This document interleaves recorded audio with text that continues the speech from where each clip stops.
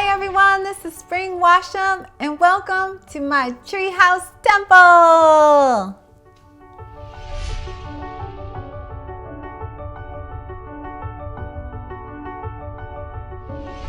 Hi everybody, this is Spring Washam and welcome to this video. Welcome to my YouTube channel. And today I'm really excited to talk to you about mindfulness. And I want to give you a little bit of a background for those of you who don't know me so much or are new to my channel. I am a meditation teacher for many years. I would say for the last 22 years almost. I'm getting a little old. It's so weird to think about, years and those numbers, but that's how it is. I have been teaching meditation and studying meditation in the Buddhist tradition. I'm a teacher right now at Spirit Rock Meditation Center in West Marin in California. And I'm also one of the founding teachers of the East Bay Meditation Center in downtown Oakland. And at East Bay Meditation Center, I spent many years teaching meditation classes to beginners as well as experienced students. And really just teaching retreats all over the world, mindfulness, Buddhist core teachings. And so I'm going to make a separate video about some of the teachings that the Buddha taught, some of the core teachings that people might be really curious about. But this video, I really want to focus on mindfulness. You hear this word everywhere. Mindful this, mindful salsa dancing, mindful relationship, mindful speaking, right? And sometimes people don't really know what is that? What does that actually mean? And how do I practice mindfulness? And does it just mean, being woke, or what does that mean? So here I would like to clear up some things about mindfulness. So the word mindfulness is actually a word, it doesn't sound very powerful, but it actually really is. To become mindful means to become more aware. Mindfulness is developed similar to like you would develop a muscle at the gym. The more you practice mindfulness, the more you become mindful. And what mindfulness is the ability we start developing the ability, you could say, to pay attention. Right? So I always think about, imagine this. I love to use imaginary stories to teach, but a traffic cop, right? And they're directing traffic here and then, here, and these cars go this way, these cars go that way. What mindfulness does is when it's well established, right? This ability to pay attention, it's sort of like a traffic cop in your mind. Right? It's like, no, don't go down that road. We already went down that road a million times, just suffering, right? It's a way to say back to the present moment, right? We're coming back.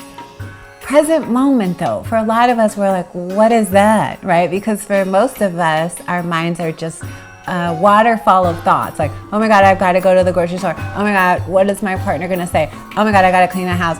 Oh my God, there's no break. It's just a waterfall. Most of the thoughts look like this. Me, I need, I want, I have, I need, and we're reacting to that. I'm a very animated teacher, by the way. So for those of you who know my teachings, you're like, this is definitely spring style. But I'm trying to get you to understand something about mindfulness and paying attention. Our minds are mostly out of control. They're crazy. Monkey mind. Don't feel bad, by the way, if you notice this. This is actually deep insight. My mind's totally crazy. Okay, now we got a place to start. So what happens when we start to become more mindful? We learn how to rest in the present moment. Right after one big story ends, right? One big thought train, ends. Right before another thought train picks up, there's a moment called now, here. It might be just for a second you tap into it. It's like the pause, And what we're doing is when we're practicing mindfulness is we're learning how to experience that gap. I call it the gap. It's like the gap between thoughts. It's like after this television show ends, right before you click on the next one, there's that moment. And so mindfulness, what we want to do is develop the ability to start paying attention. resting in the gap, and becoming aware of what is happening. Okay, so also another aspect of mindfulness is, how do you train? We want to learn how to train the mind, right? It's like anything, as I mentioned, you go to the gym. You first start with 10 pounds, then 20 pounds, right? You learn how to get stronger and stronger as you go. So mindfulness strengthens over time. So it's really helpful to start to become mindful of your body, right? Because most of us are very disassociated, right? We live with like the neck up. We're like, nee, nee. We're buzzing around up here. Meantime, your body is sort of left behind. We're disassociate. I think that's a word for Western culture. We are disconnected from the body. So in the Buddhist tradition, the first foundation of mindfulness is your body, is learning how to pay attention and to rest your attention in the body. So you're not in the crazy thoughts. You know, the thoughts are like telenovelas, right? It's like, oh, then this happened, oh my God. And then we're mostly reliving fights and dramas and old stories. We're not really here. Mindfulness is about being here, now. This seems so simple, but yet it's radical. It's powerful because all of us are longing for this sense of connection. But the connection that we're looking for is the one with ourselves, the one with the present moment. So the ability to become mindful is really powerful, and it has deeper meaning for the rest of your life. So we start with our body, right? We start to feel our body. Instead of being in the mind, we feel our breath. Oftentimes when you learn mindfulness, they'll teach you about feeling your breath. And this may seem for some like, I don't want to feel my breath. I want to go to the fifth dimension, right? A lot of people ask me questions like, well, do you know how to get out of here? Can I go to the fifth dimension or to the light? And I say, no, that's not what the Buddha taught. The path of mindfulness is to be right here in your life, in your body, in this moment. This is the only place to be. Where else is there, right? Yes, we live in a multidimensional universe, but right now your experience is right here in your body. So it's really important to learn how to connect to that. So we work with the mindfulness with working with body sensation. Yoga is really helpful for that. Why? Because you're feeling your body, right? A great yoga class, the word yoga really means is to yoke the mind and the body together, to yoke the spirit and the body together, connected. That's really the key. We want to connect to ourselves. Mindfulness is the way. Okay, another way to practice mindfulness is to become aware of your senses, like hearing, seeing, touching, tasting, smelling, right? So we want to, like when we're in nature, many of us are outside, trying to be outside more, right? Walking in nature, feeling your feet, opening to the sounds around you. Not always so caught up in the narrative about what's happening, but being actually present. The challenge with all of these practices, meditation or mindfulness, is the habit to get lost in the mind is so overwhelming for all of us. We just don't know what to do without our thoughts. We believe, I am this thought. This is who I am, and then all day long we're on this roller coaster, right? Thought leads to emotion. Emotions lead to actions. Usually our actions that come out of emotions are stressful, right? We do things to alleviate stress.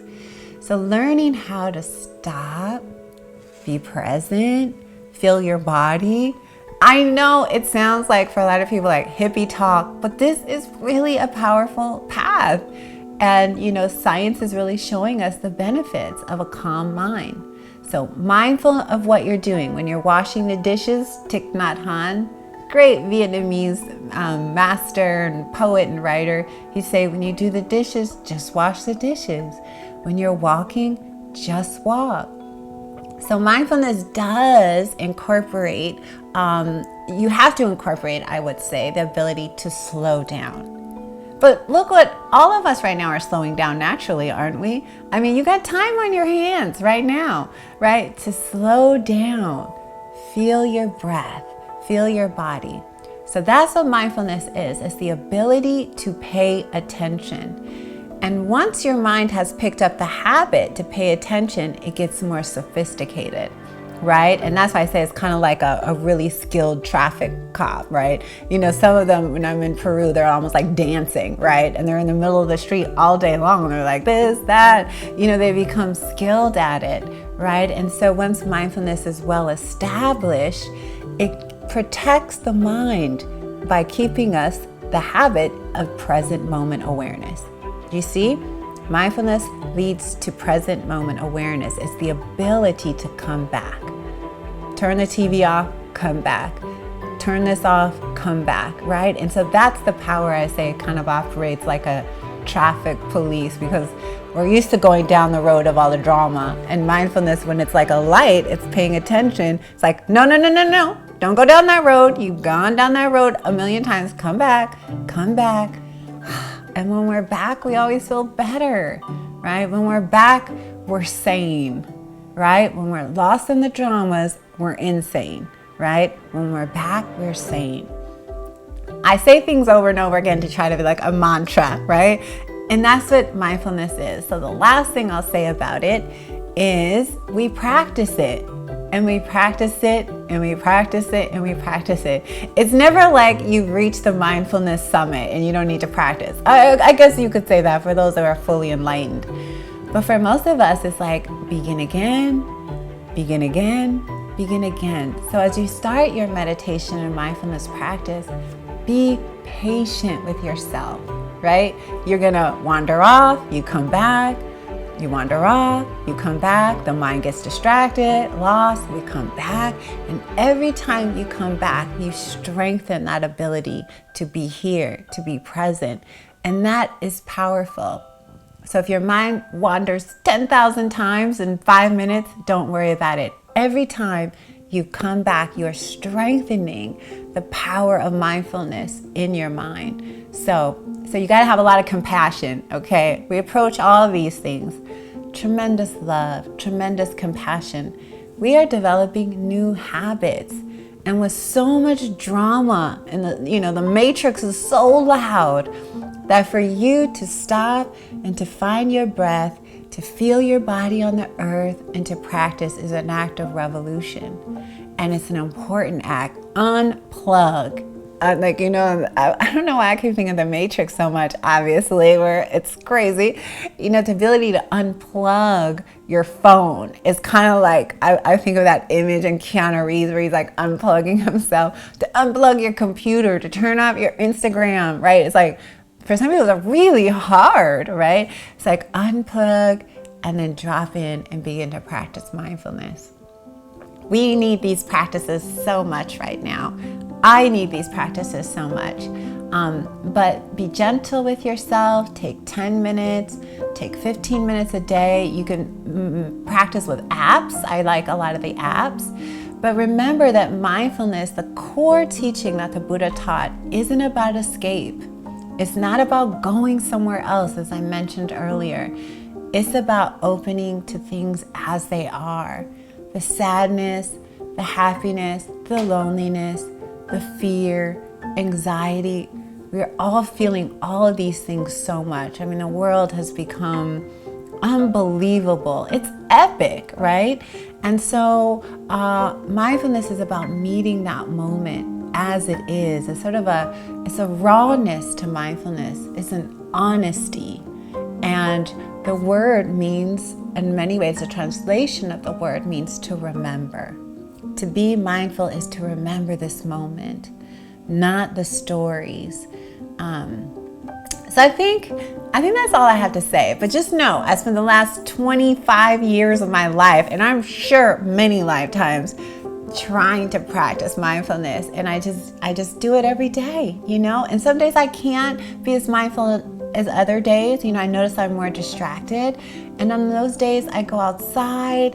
I try to do things with a sense of wakefulness, right? And that's also something really beautiful. And we'll talk about that more on another video, about more of what the Buddha taught. So I hope this was really helpful. This is a short video. I could spend years talking about this. We do days on our retreats. Some lifetimes people spend talking about mindfulness and practicing. But just know wherever you are, you can develop this quality. It's not just for some, it's for everybody. You can do it in your own home, in this moment. Learn. This is a powerful practice. Mindfulness leads to freedom. That was the Buddha's great proclamation, right? What is the pathway to freedom? It's to start to become mindful, to start to become aware. So there's great magic in these practices. The ancient ones. We honor all the Buddhas. We honor all those who have walked these paths to mindfulness and freed their minds. And I walk with them and I honor them. And I honor you and I honor me in this moment, in this time that we're in together. Okay, beloved, so that's all for now. And please do join me. If you like this video, you can like it and share it. Subscribe to my channel. I'm always trying to provide beautiful teachings to uplift you, to uplift me, to uplift humanity, our one family tree. I always say that. Yeah, thank you. And join me for future videos. Namaste.